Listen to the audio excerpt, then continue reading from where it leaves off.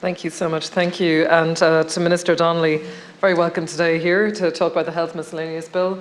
I'm very interested, just the rent room relief scheme. I mean, that's absolutely crucial. I know that programme has been brought in for people to have additional income, of course, and that they can obviously give a space to so many people. I see it in my own hometown, nurses and doctors that come to work in Portiuncula, for those 6-month stints, but yet impossible to find accommodation. At a very basic level, like nurses, I don't know if you're aware, but the air coach service from Dublin to Galway was removed. The 20 and the X20 service, which is an hourly transport service from Galway, say to the likes of Ballinasloe, was removed. And we had nurses only a little while ago that could not make their morning shifts, like at 7:45.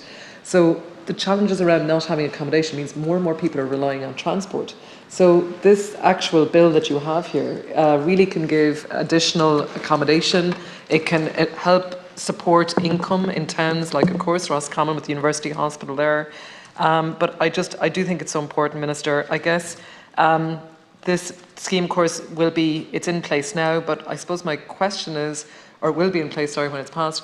My question is, if there are people whose cards have been removed in the last 12 months, 24 months, what's the situation there? Were people, when they submitted assessments indicating that they were looking at the rent-a-room relief scheme? You might just wish to comment on that. Just on the community pharmacy, again, absolutely fantastic. I'm delighted to see we really expanded the role, of course, during COVID, and of course there's a lot of difficult things that we had to deal with. But I do think that necessity was the mother of invention here in terms of ensuring that our community pharmacies were able to deliver and develop and protect people, were able to deliver vaccines. It was absolutely crucial. We have really skilled people. Anyone who comes through pharmacy is an amazing, has an amazing training qualification. It's so diligent and robust.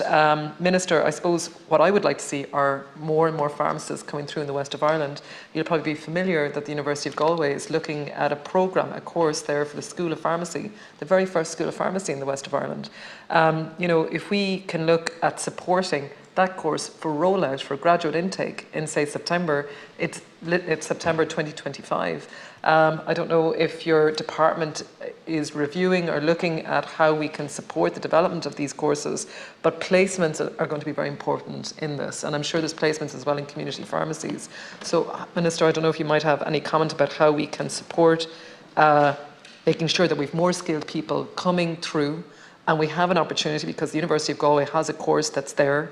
They're currently looking, and you're speaking here about the pharmacy regulator, it's very important that we have the supports from all of these groups that fall within your department to be able to have those courses. As the Shannon spokesperson on further and higher education, I'm really conscious that so many areas cross so many departments for us to be able to develop and deliver courses like this. And placements, of course, you're very fully aware, are part of that as well. So just, I suppose, about how we can support, encouraging, making sure that we have more skilled pharmacists coming into community pharmacies, particularly when they're expanding the role like you foresee here.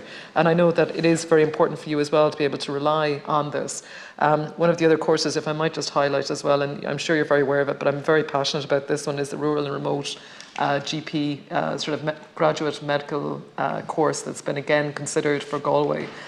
This again would be how we drive ensuring that GPs, and part of the selection criteria around that graduate course is GPs and graduates coming from rural backgrounds, and that is part of the eligibility. So in other ways, in doing this course, they will also have placements within the hospitals in rural areas, like in the likes of Roscommon, Letterkenny, Castlebar. They'll be able to do their training in those locations. But we need to see that course getting rolled out. It's very important that the support from the Department of Health in terms of the placements within the hospitals, within the primary care centres, maybe as a pilot stage within the West, within what formerly was CELTA and now our brand new regional executive of the North-Northwest, how we're going to see that happen, Minister. And, this bill in its essence is fantastic. I very much support the initiatives where you are encouraging that there will be more prescriptions, and particularly I know you've mentioned here as well the oral contraceptive pills, that it's sort of a smaller amount of conditions that community pharmacists will be looking at. But I guess for me, I see challenges in my towns and in our rural areas, which is the lack of GPs. And I know we're looking very much so as well as at our nurses coming in to support that as well, but it's just that the lack sometimes of these skilled people and those people who will consider working in more rural and smaller towns. It is an issue that does not apply just to Ireland.